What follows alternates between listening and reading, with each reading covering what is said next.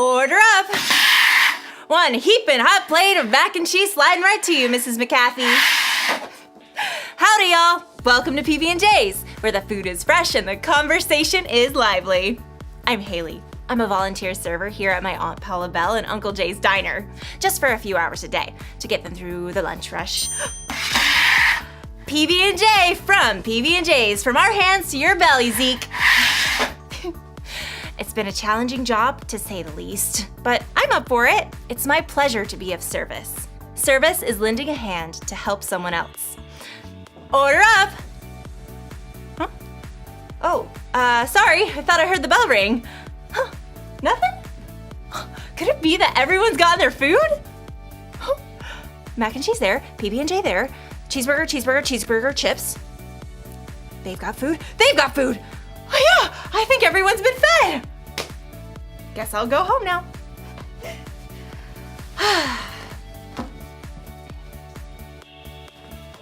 Wait a minute. Before I go, maybe I need to look a little closer. I bet there are still some ways I can help serve. Yep, Zeke needs a refill on his sweet tea. And oh, somebody left crumbs from the strawberry pie. And Mrs. McAfee looks like she could use a kind word to go with her mac and cheese. Guess I better stick around a little while longer. In today's story, we'll hear about the gifts we've been given that can help us serve others. And trust me, we can use the help. Mrs. McAfee, did you do something to your hair? I have never seen it that shade of purple before.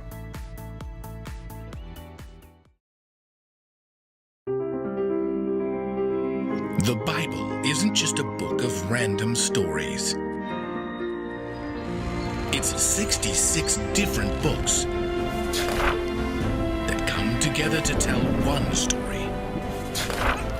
An incredible one. About God's love for us. And now for an amazing story.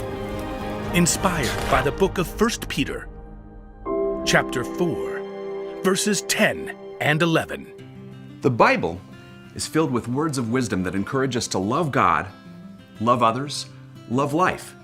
Sometimes Jesus used stories to help people understand how God's truth played out in their lives, and that's what stories can do for you. The first book of Peter was written to a group of believers who was going through a tough time, but Peter encouraged them to be like Jesus in everything they said and did.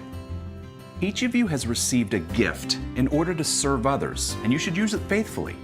If anyone speaks, they should do it as one speaking God's words. If anyone serves, they should do it with the strength God provides. Then in all things, God will be praised through Jesus Christ. Let's see how this truth might play out in somebody's life today. As a kid, Anthony had loved every trip to the We Are Toys megastore, so he was super excited to have landed a night shift job at We Are Toys to help pay for college. Woohoo! Each evening, Anthony stocked the shelves with the newest, coolest, most amazing toys. Thumbling animals, fuzzy blasters, and Galaxy Wars characters. In fact, he had developed a whole new routine of shelving toys that kept everything in perfect order by the time the store opened up every morning. Aisles A and C first, then skip to aisles E and work backward. Anthony's boss, Mr. Twitter Patter, was impressed. I want to share your method with everyone on staff. The Chompin' Dino releases next weekend. We've got to be ready. But, it's just something I figured out. The crew needs a new system. Some encouragement to help everyone feel confident. After all, we'll be swamped when that dino stomps in, boy. If you want people to feel better, you should get Lee to do it. She's great at making people laugh. Oh, now you do a fine job yourself. I'm really better at listening. That's not something just anybody can do. Sometimes listening is better encouragement than talking. Oh. Listen up. You'll see. Anthony thought about Mr. Twitter Patter's words while he took his midnight lunch break. Ryan, the night security guard, joined him in the break room. You look pretty tired. I got a brand new baby girl at home. You want to see? Ryan showed photos on his phone of a gurgling baby with little chubby hands. Oh. She's really cute. You doing okay? Ryan released a long breath. She's great, but it's really rough working all these hours. Just wish I could be there for her and Lindy, that's my wife. She's really stressed and I'm missing all this stuff and I'm boring you. Sorry. No, go ahead. Well, she cries all the time, the baby, I mean, and I should be around to help more. And then I wasn't there for her first smile yesterday. Ryan went on for a few minutes, and Anthony simply nodded.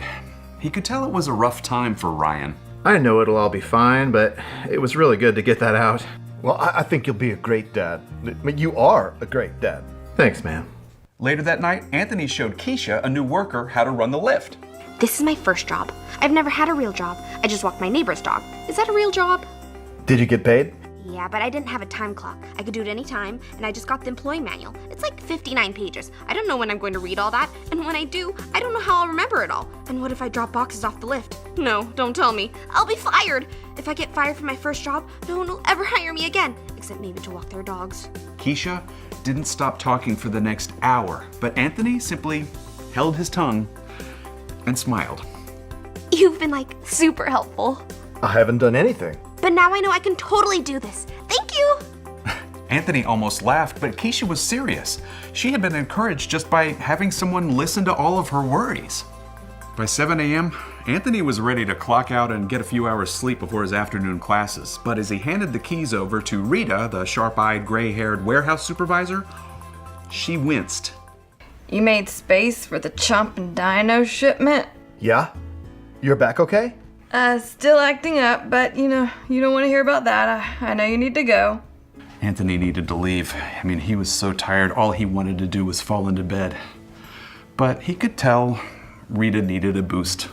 Well, I got a few minutes. Well, if the medications don't help, looks like I'm gonna need surgery, and goodness knows I got no time for that. Anthony listened as Rita detailed her problems. That must be hard. I've never had to worry about not being able to lift and stuff. Sure good to know someone cares. As Anthony finally stepped outside, he fell into step beside Mr. Twitter-Patter, who was also leaving. Well, think you encouraged the entire staff today. You listened out yet? Anthony grinned. My ears are a bit sore, but wow, I sure collected some stories. Well, you're gonna collect some more stories Friday morning when 782 people show up at 7 a.m. to get their chomping dinos. Pounding on the doors, grabbing those boxes, trampling the place like a bunch of prehistoric lizards.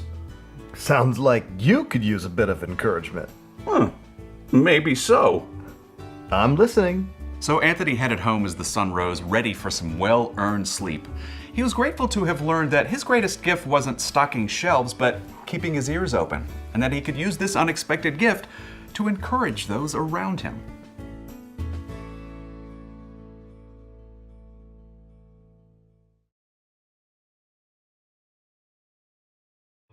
Bye now, Mrs. McAfee. See you tomorrow. Well, the last customer's out the door. Everyone was fed and happy. Now that's what I call service. There's always someone to serve if you just look a little closer. That's true at PB&J's, and it's true wherever you are too. I mean, just look around your own home. Who needs help? Does your mom or dad need you to help clean up after yourself so they won't have to? Do they need help making dinner or doing laundry? Does your brother or sister need help with schoolwork or finishing their chores so they can play? Look around. There's always people who need a hand. And here's the good news. Jesus' disciple Peter wrote, "Each of you has received a gift in order to serve others." When you believe in Jesus, the Holy Spirit helps you serve by giving you special skills. The Bible teaches us that there are all kinds of gifts the Holy Spirit can give. Gifts like teaching or encouraging, healing, and having faith. And you can use your gift to serve others. Here's the one thing to remember today. Look for ways to serve others. Look around you. There's always someone you can serve. As a matter of fact, even though the customers are gone, I can still see a way to serve Aunt Paula Bell and Uncle Jay. Cleanup time! Whew, these folks can be messy. Whew. The food goes in your mouth, people.